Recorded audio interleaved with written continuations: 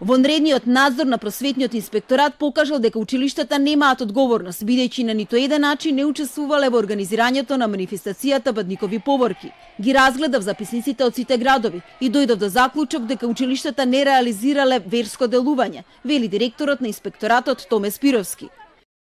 Логично се поставува прашањето како децата се нашле на улица, како дел од манифестацијата. Заклучивме дека се организирале преку социјалните мрежи и на повик на невладини организации. Пристигнале заедно со родителите, а ние не можеме да забраниме настани кои се одвиваат на улица надвор од училиштето. Според Спировски, досега не пристигнала ниту една представка од страна на некој родител, па затоа не може да се зборува за злоупотреба на децата. Во однос на случаите на присуство на наставници на манифестацијата, Спировски вели дека кога наставникот е на улица, тој е само граѓанин со право на верски чувства. Манифестацијата Бадникови поворки ја подели јавноста која излезе со своји аргументи за и против. Обвинувањата се во насока дека се загрозува секуларноста, но и ги индоктринира децата.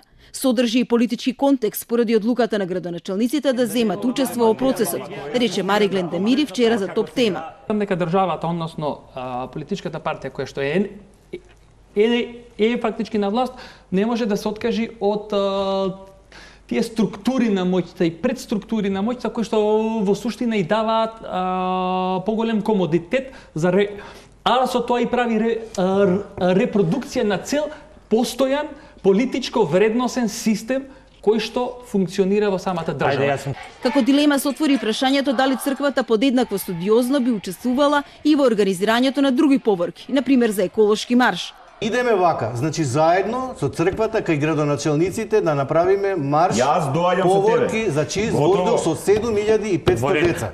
Да направиме поворка за чист воздух. Ја ќе застанам до тебе. Манифестацијата Бадникови поворки активираше околу 7000 деца од повеќе градови во Македонија.